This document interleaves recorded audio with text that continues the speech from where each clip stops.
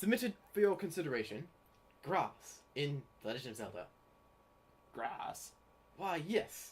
See, grass is much more magnificent than you may first think.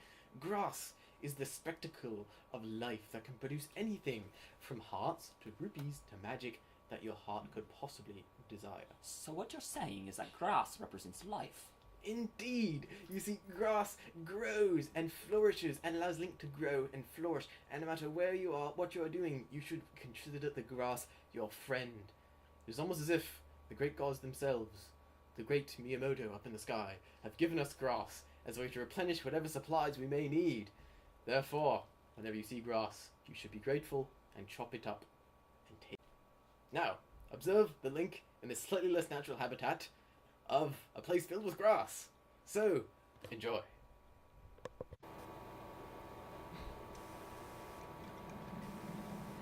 Welcome to the Forbidden Woods. I'm Simon from Lizzard Wizards, and here we are starting off our second dungeon. Real dungeon, whatever you want to call it. So first off, right here, you're going to be noticing a lot of green shoes in this dungeon, which, if you're anything like me, you constantly have to kill over and over again until you have the yummy nummy, the chew jelly. But overall, this dungeon is not too bad. I would say that this dungeon is not as difficult as the previous one, but that is a matter of opinion. Now, right here, you're going to see me going for this chest right at the beginning here. This chest contains the dungeon map. Very useful. Just grab it right there. I love the way those things are sort of frozen in time while Link is opening his treasure chest. Now, these guys, I'm just going to ignore and overcome my temptation of ruining them with Chew Jelly. Now, one of the mechanics you'll see throughout this dungeon is these eyeballs. You get close to them, they close, you go away, they open. And you're going to need some kind of... We don't have a good range projectile yet. The grappling hook does not work. And, you know, we need other options. Now, I should mention, as I'm fighting these shoes, that compared to the red shoes that you fought in Dragoner's Cavern, you'll be fighting these a lot more frequently, and they'll be in a lot greater numbers. But also, these ones take 2 hits to kill, so the tip I mentioned in Dragoner's Cavern about just stabbing them when you see the parry icon pop up may or may not work as well unless you're at an appropriate distance, because they may just hit you anyways, because that won't kill them. Now here we are in the main, not really the main room, but the sort of pre-main room in this dungeon, and there's a couple chests in places we cannot reach yet, so we're just going to have to go through and come back to clear through out later. Now you're going to be using your Deku Leaf and these Baba Buds a lot throughout this dungeon. And one of the things you may notice is that these Baba Buds will fill up your magic. I don't know if I mentioned that before. So if you came in with a fairy and a blue potion, like I did, don't use your blue potion ever to restore magic. That is a complete waste. Also, when you're fighting here, be mindful of this bomb flower. It is very easy to accidentally set off while fighting these guys, and then accidentally murder yourself. So, there you go. You saw that, like, buffered spin attack combo and such that I always advocate for. We're going to use this bomb flower to destroy this guy, because boom, we go away, and that's that. Now there's a chest over there, and there's actually some other gubbins items up there. But we don't really need those items up there, and the chest we cannot access yet, so that's why we are advancing. We will come back to that room, there is more stuff for it later. Now, the other mechanic you'll see here are these switches. These are kind of gust-powered switches. You're going to blow on those with your Deku Leaf, and then those will kind of move these carriages along. And this is a really simple one to kind of, you know, get you guys figuring puzzles out and such. And one of the other enemies I don't think I really talked too much about so far are these P-Hats. The P-Hats will drop golden feathers, like the Kargaroks in Dragoner's Cavern, for whatever reason. And as you saw there, our best way to defeat them, I cannot talk because I'm trying to say Deku as Deku instead of Deku like I was did as a child, is to, yeah, blow on them with your Deku Leaf and then hit them, because with your sword, that will not work. They're kind of shield things up there, those will block your normal sword hits. So here are some more Boko Babas, not Boko Babas, that we're going to keep murdering because I love getting me some Boko Baba seeds. And I'm not getting any Boko Baba seeds there. Fantastic. So yeah, this guy, however, he will not drop a Boko Baba seed, he will instead turn into a Baba, which is good because we can actually use that to get up here. So we're going to use that. Yeah, landed right in there. Now we're going to go up here again. And here we have another one of these doors. So, there is a big nut over there. But first, I would like to kind of go down here. And as you can see, there's a treasure chest here, which is Not required in it by any way, shape, or form. I just thought I'd show it off because I like getting all the treasure chests in all the dungeons. This one is a red rupee, so yeah, grab that if you're short on cash. And anyone who's really picky might know, speaking of rupees, that my rupee count is inconsistent. Or possibly that I used to have bait equipped on X before entering this dungeon and now I don't. That's because of... Basically, this is my second time recording this because the first time I went through this dungeon, it was really bad and I just wanted to do it over again because I was sick and I hadn't practiced it at all. And it's just generally lackluster. So I accidentally saved afterwards, so I had to use my backup file to kind of go through here. So a lot of the numbers might not line up exactly, but that's fine. So this is another one of those things you can break through with your sword. Now we're going to grab this big Deku Nut. I assume these are called Deku Nuts. I kind of just glazed over what they were without kind of using them. Also, another thing I've been doing that I probably should articulate is that you don't need to be blowing on the kind of switches to make the thing... Oh, that was close. To make the carriages go. You can kind of just blow backwards while you're on it, and that'll make it go as well. Now, this one looks easy to get, right? Nope. It is completely surrounded in these big vines that stick out of the ground. You do not want to run into those vines. You can just simply blow it. I had the way to get it over there. And that's that. I always used to call those vines neon tentacles for some reason when I was younger. I don't know why. People have weird names for things. Now here is the actual main room of the dungeon. You'll notice a lot of these... There's a lot of really wacky plant life going on here. And I find this area actually looks very cool, especially in the HD version. To your left, immediately upon entering, you will notice the way back up in case you should fall, like a maroon, which I will hopefully not be doing. And to your right, you will notice the way you want to go, which is here. Now, use your grappling hook. Wind Waker is one of those Zeldas that does require you to kind of use the items you've gotten in previous dungeons more so, which is cool and all people like that. Personally, I prefer having more flexibility in the dungeon order than having to do that, but that's that. And also, over here, if you talk to the Deku Tree before entering, he will mention how there is, you might see remnants of the old Korok's houses, and this is where the Koroks used to live, which is very strongly implying that this place might be Kokiri Forest from Ocarina of Time. Now, also as you saw there's the nut that's going to open this door. I'm going to go in here and get a lock key to open that door, so these doors kind of open each other. But before we do that, I would like to go up here, if this spoon hand plant thing will do what it's supposed to do. Now, up here is... I cannot build suspense any longer.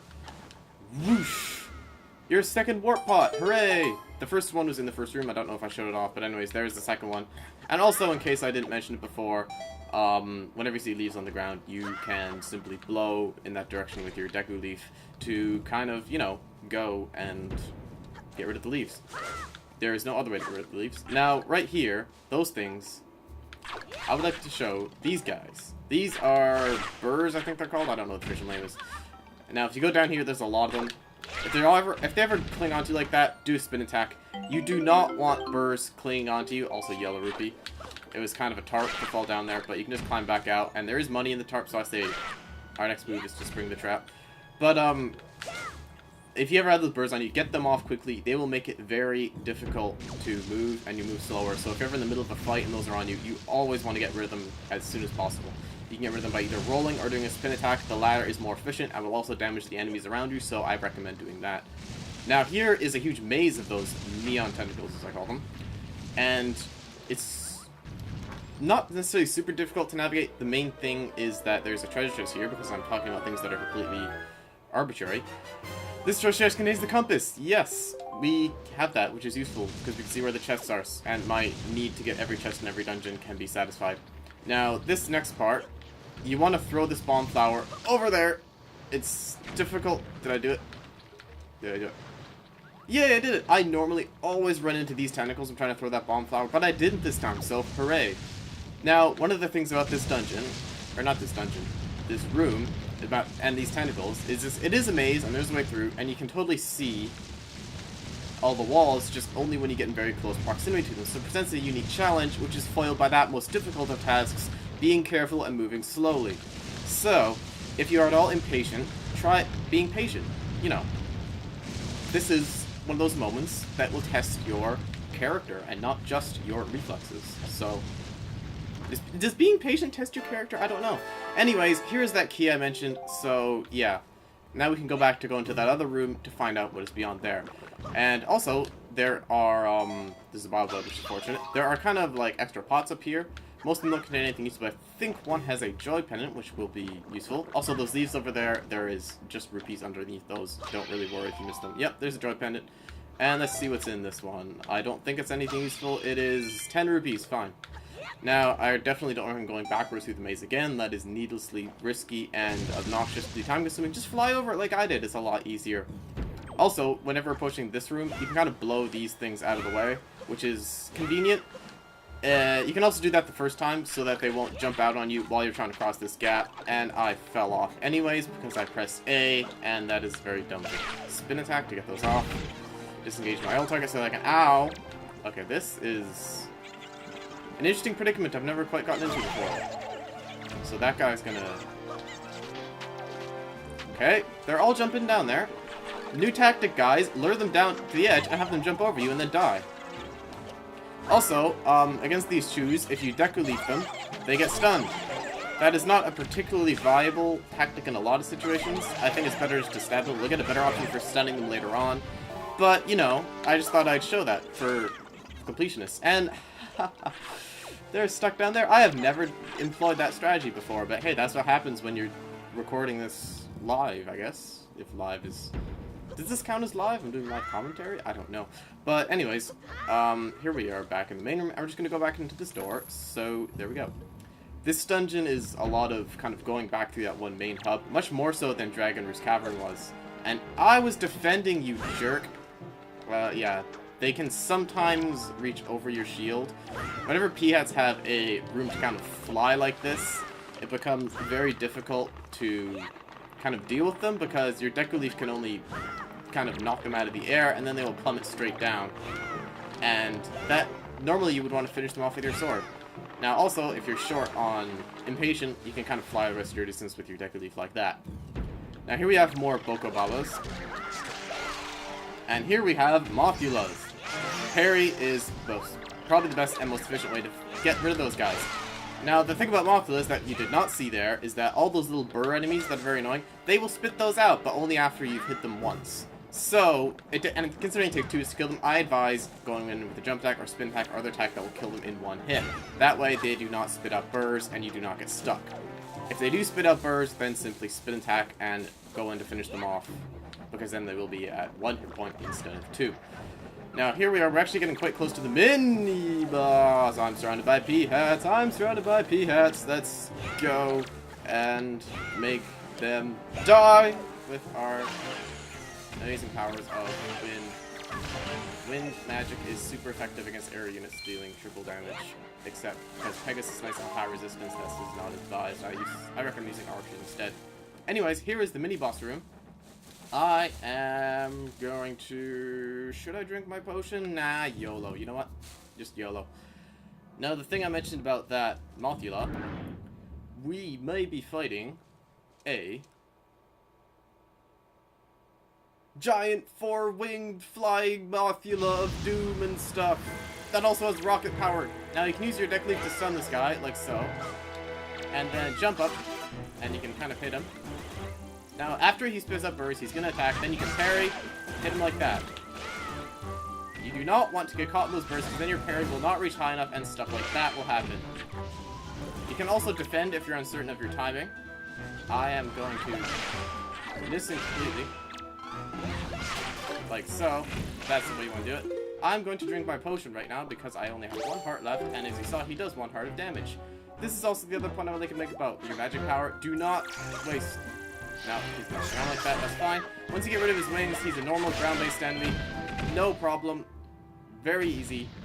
If you are having trouble with the timing for the parries, and think that the style I was using there was a bit too, I don't know, difficult, then just defend when he runs at you like that. I mean, or if you got hit by the burst, just defend when he runs at you, and then stun him and counterattack him at your own pace.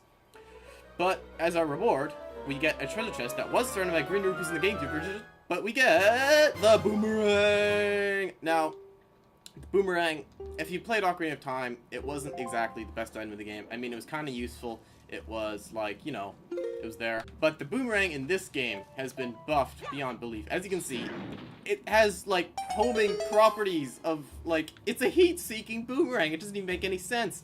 You can lock them on up to 5 targets at once, and it travels a heck of a lot faster than it did in Ocarina of Time.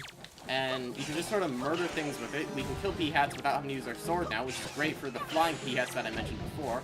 It's also better for land-based P-Hats, just because it's so much faster than the Deku Leaf.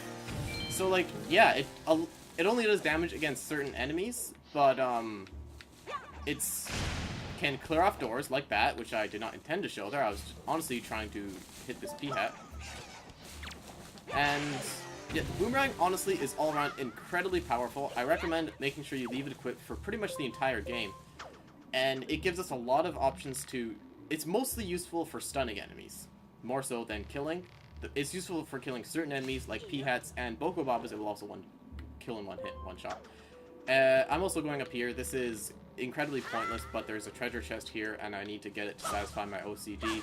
I do not recommend getting this treasure chest unless you're trying to get all the treasure chests for whatever reason, like I am. But it is, because it is not worth it at all. It's a complete waste of your time, and you shouldn't even really care about it. In this treasure chest contains... Yeah, joy pendants. See, I told you it was a waste of time. Why do they keep putting joy pendants in treasure chests? It is not even a thing of destiny or something. Not even finding it. I think this is the right door. Normally, I don't like to break off the things first, so I know which door I haven't gone through yet. But, anyways. That was weird. I didn't mean to let go of my boomerang there.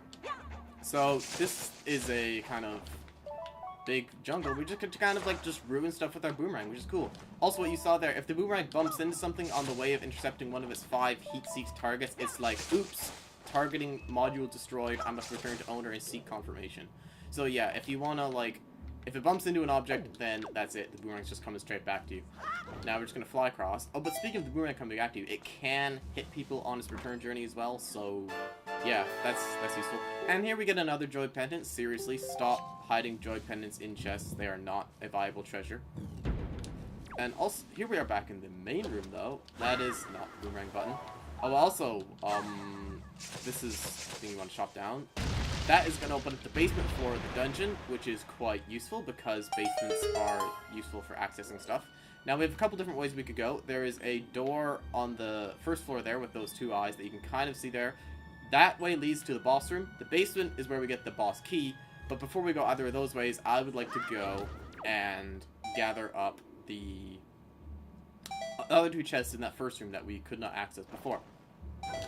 I will see you guys shortly. Alright, here we are back in this first room. Now, if you're low magic like I am, don't worry, they take care of you. If you want to be extra sure, because you're paranoid like I am, just keep going back in, and it fills your magic back up in no time. That is why I recommended that you never use a blue potion for magic, if you have a blue potion like I do, because it is silly. And I'm gonna go up here, just because... why not? Now, don't get hit by that Bokobaba. If you have Boomerang, boom! 1-hit kill. Whoa. Okay, they gave us a joy pendant this time. That is a complete waste. But it's not even in a treasure chest. That is, I don't know what to say. Now, from here, we can just fly right across to get to that treasure chest. I don't know why I sound southern all of a sudden, but I think the wood's doing... This is not even... I don't understand what I'm doing. But you can just use a boomerang, blow him up nice and easy. We're getting a lot more kind of general projectile options, which is always great, because we have more ways of murdering people, and murdering people is just so much fun. Now here is one of the 2 treasure chests in the dungeon. Also, one of the things I did not mention in Dragon Roost Cavern was that of the treasure chests you find in dungeons, one of them will always lead to a heart piece. So yeah, that's a useful thing. So here we are. Let's just lock on everything. I kind of...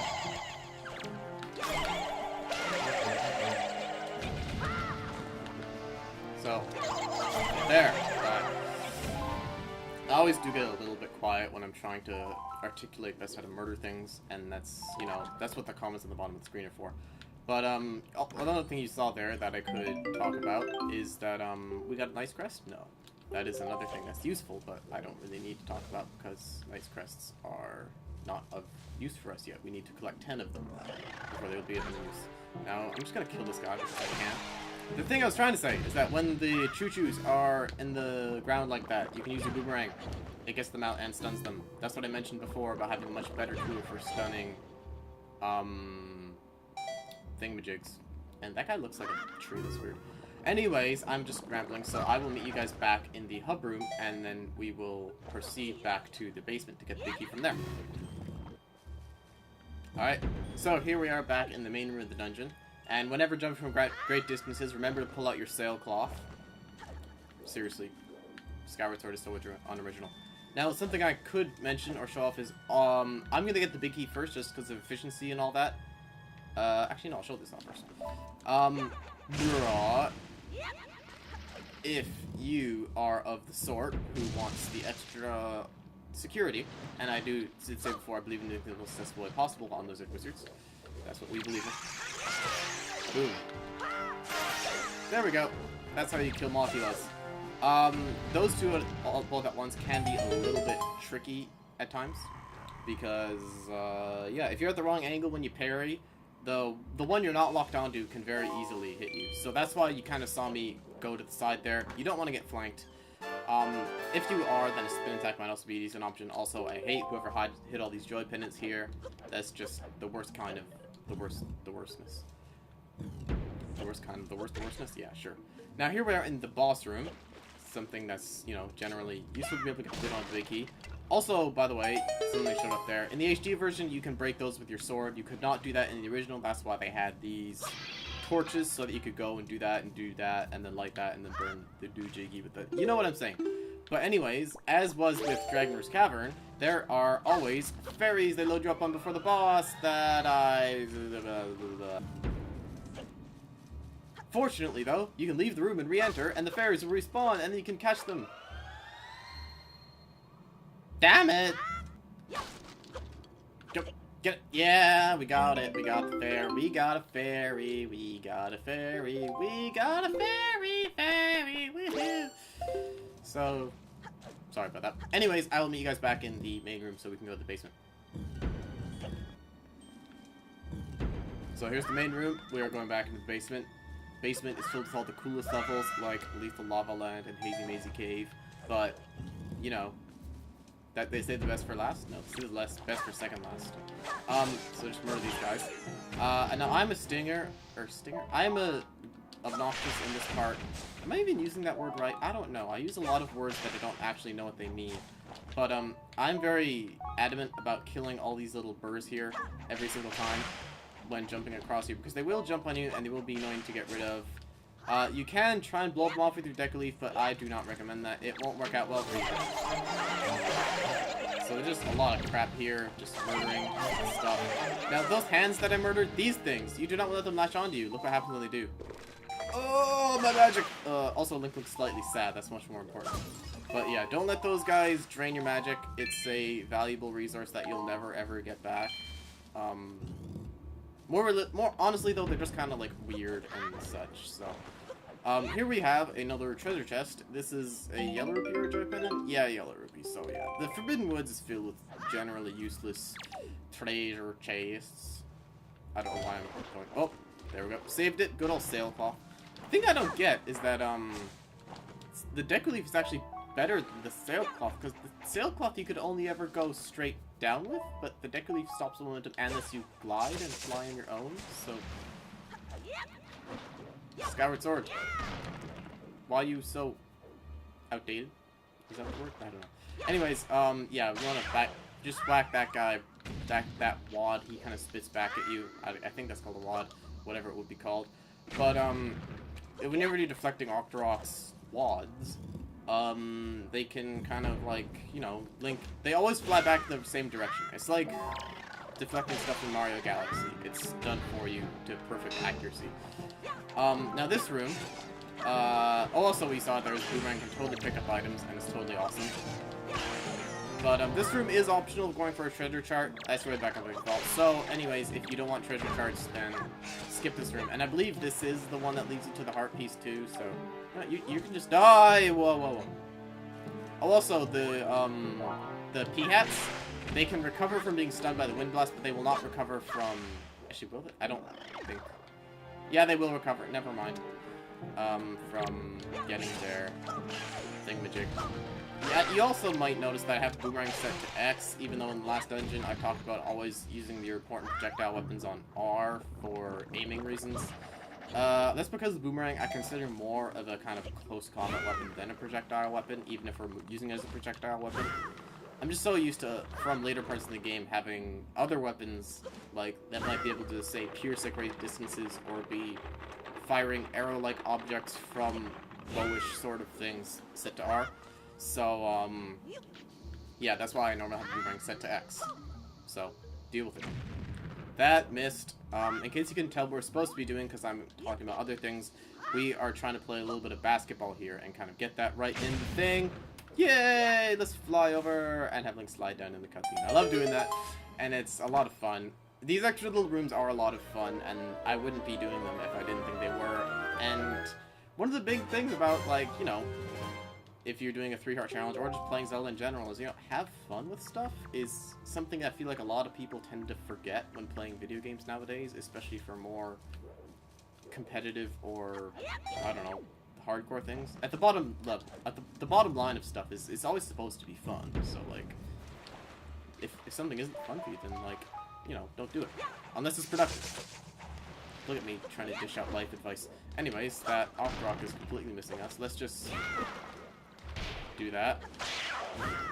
Now, this flower here is also going to be a replacement for the King of Red Lions, because we do need a boat to get us through this area. You might think we could swim, but that's too mainstream, pun intended. Ha ha ha ha ha! Oh my gosh, why do I laugh at my jokes? Why do I laugh at all? I sound terrible when I laugh. But we're just gonna go through. There are 2 more of them here. They collided with each other to stop it from me killing them. That is fantastic. Oops. That was completely intentional. Fortunately, they wait a very long time for you to recover between shots like that, so it's no problem. Anyways, the main reason you actually need to have done that is because of this ledge here, which Link cannot climb out of the water onto. Normally you would want to go close to the edge to like than that, but I just like skipping little parts with the Deku Leaf. It's a lot of fun for me. Really, I actually meant to use the boomerang there for whatever reason. I don't know why I keep pressing Y to use the boomerang when I always have my boomerang set to X when playing this game. I really don't understand it, but we got some extra Choo Jelly. And in here is the mini-boss fight. We're going to find the big key, which is, in my opinion, the hardest part of the dungeon, especially from 3-heart perspectives, which is also why I got that extra fairy, and I would recommend anyone else playing this to do so. Now, here are these switches, and if you remember the thing I mentioned before about the boomerang bouncing off of objects and ruining its awesome heat-seeking capabilities, this tree will do that. So you want to start on one end of the tree, go around, and then kind of, you'll just go around in a circle, hit all the switches, and then open the thing with the big key. Hooray! Now, you might be noticing that I said this is a hard mini-boss, but it hasn't showed up yet. Well, just wait. You wait, you. You don't trust me? I will say all the things that are gonna happen. I have precognition of having played games over and over and over again, and no one can stop me. Seriously though, if you step outside, bam, 2 moblins at once. Now, the main thing that makes this fight difficult is this horrible starting position you get, so I'm just gonna book it out like that. Now, boomerang is very effective against moblins, and if you want to get 2 at once like that, boom. You just do this all day. It doesn't get old. Seriously, you should actually. Whoa. Also, you can hit them into each other like that. That's great. And just, you know, keep going. I'm just gonna steal their necklaces too, because, you know, YOLO. Yeah, you saw that guy. Sometimes if they will panic, if they're stunned while holding their spear, the aforementioned backhand I talked about last time we fought a moblin, that is a big kind of like problemish sort of thing. But if they're holding a spear, they will actually hit a lot harder when doing that. They'll actually hit off, I believe, 2 hearts. So yeah, you don't want to do that. Like, or you want to be careful of them when they're stunned, because, you know, they're stunned and they're defenseless. But either stun lock them or attack them with relative impunity. Otherwise, they will counterattack with even greater impunity and murder your face. So we got the big key. I will meet you guys back in the boss room. See you guys then. So, here we are back in the boss room. There is not a whole lot of stuff that is really useful to us here. There might be a bit of magic, but you don't need any magic for this boss fight. You can just kind of... The only item you're really going to be using is the boomerang and your sword. You can kind of... There is a bit of a YOLO-ish strategy to fight this boss that I'm going to attempt to employ. If you want to follow this example, make sure you're good at your quick spins. Quick spin, quick spin, quick spin. Like, don't do that. Don't get stuck in the middle of a sword swipe in the middle of a quick spin. Anyways, here we are. We're just going to go. Let's do it.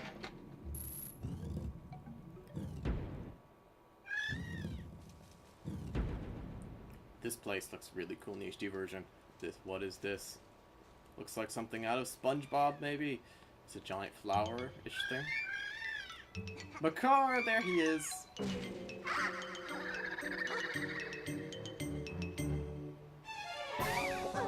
He ate onions and he's not even crying. Oh my gosh, this is him. This is it, the one, the only, not King Crocus, but the other Flower Ross. This is Calais Demos. Now, you're going to notice some similar strategies right off the bat to Goma, in that there's a big boss in the middle and you kind of got to move around in a circular motion. Those roots he's kind of using, when they start, like, electrifying themselves a bit like that, that means they're on the move. You can also tell by the dust clouds, oh my gosh, that they're coming near. In order to attack him, you want to hit these tendrils holding him up to the ceiling. To optimally do so, you can kind of hit that. I got too many on that side, but you can kind of trick the boomerang into hitting more than 5 of them at once by hitting a bunch on one side and then like one on the other side, hoping just created the boomerang will find the fastest way to that target to loop around. And you can often actually get all of it in like 2 boomerang throws if done correctly, which I did not do, but just throwing it out there, pun intended. So once he's down, draw your sword, run up, jump, spin, spin. Spin! There we go! That is the YOLO strategy I was talking about. Awesome to have done it on camera. Basically, draw your sword upon advancing, jump attack, and spin like your life depends on it. Because it kinda does. If you take too long attacking him, he will eat you. And he will deal 2 hearts of damage, which is not nice. But, anyways, we saved Makar.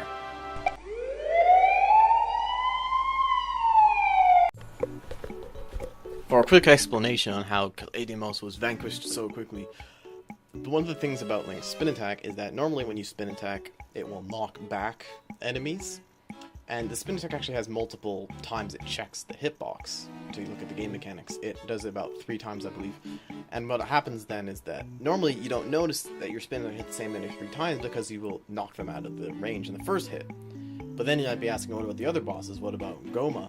And other bosses also, they don't get knocked out of it per se, but they have a typical kind of... once you hit it a certain number of times, it will kind of go on to its next phase of being stunned, like Goma, for instance. Calais Demos is unique in that it's one of the few enemies that won't be knocked out of the spin attack by being staggered, and does not have a limit on the amount of times you can hit it in one phase. Therefore, with jump attack followed by enough quick spins, you can actually kill it before in one cycle. So, that's the science of it. But, anyways, we saved Makar, which is awesome. Swordsman, are you the one who rescued me? You have my thanks. When all went dark around me, I thought my time on Earth was over. We're not on Earth, we're in Hyrule. Is that on Earth? I don't know. Someone find me a map. But, why are you here, Swordsman? What? The Great Deku Tree sent you? Oh, that's right. Today's the day of our annual ceremony. Oh, I'm in trouble. I shouldn't be here. I must get out of here immediately. Alright, so... talk to Makar. He's gonna follow you. Let's lure him into the heart container so he takes it and he's doing a 3-heart run. Ah, forget it. He doesn't actually follow you. Just step into the portal and then, make sure to dodge the heart container. And Makar will follow you through. It's like we've saved another... human being? Korok being. Here we are, back right in front of the Deku Tree. Oh, Makar, you have returned safely. I'm sorry, Great Deku Tree. I know you warned us many times, but still I did not listen. Do not worry, Makar. You are safe now. Just be more careful from now on. You have done well, Link. I must thank you for your brave deeds. Here is that which I have promised you. Please accept it. Is this it? This is gonna be it. That glow. Woo! You receive Furor's Pearl. The Earth Spirit, the Deku Tree, has seen fit to give you this jewel, a treasure of the goddess Furor. It is my hope that this pearl shall lead you to a fair destiny. I think it will. All is well, Makar. Do not cry. Please, play your songs for me as you always do. Now this is why Makar is awesome. He is a pro violinist, even though he so only has to hold the violin like a cello. Oh, that's right. We must begin our ceremony soon, before the day ends. I'm sorry to keep you all waiting. Let the ceremony begin! Oh, great Link. As my thanks to you, I shall play even harder than I normally do. I hope you enjoy it. I hope so too. Oh, wait, I hope I enjoy it? I don't know.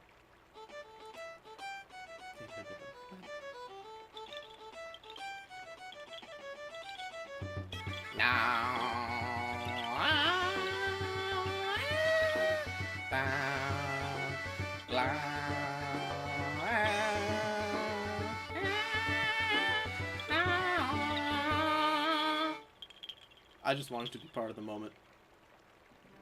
Everyone except Hollow takes off. Poor Hollow. He must be feeling pretty hollow inside. Great Deku Tree, this year we have once again produced some splendid seeds. With these seeds, we will continue to spread new forests across the Great Sea. Let's go, Koroks, to the sea. See you all next year. Take care. Farewell, great swordsman. May the winds of chance bring us together again someday. Well, I mean, I'm the one who controls the winds, so there's really no chance about it anymore. But hey, yeah, hope I see you guys soon. Great, kind of getting to know you all. So the funny thing about the Koroks is that they kind of like, they only ever actually come to this island like one day a year. The rest of the time they're all off making forests grow. So yeah. We got the Furor's Pearl. We saved Makar, and we got to hear awesome violining because of it. And overall, we beat our second dungeon, and we did it pretty good. So, thank you guys for watching. In the next episode, we will depart from Forest Haven, and perhaps seek out the next Pearl. See you guys then.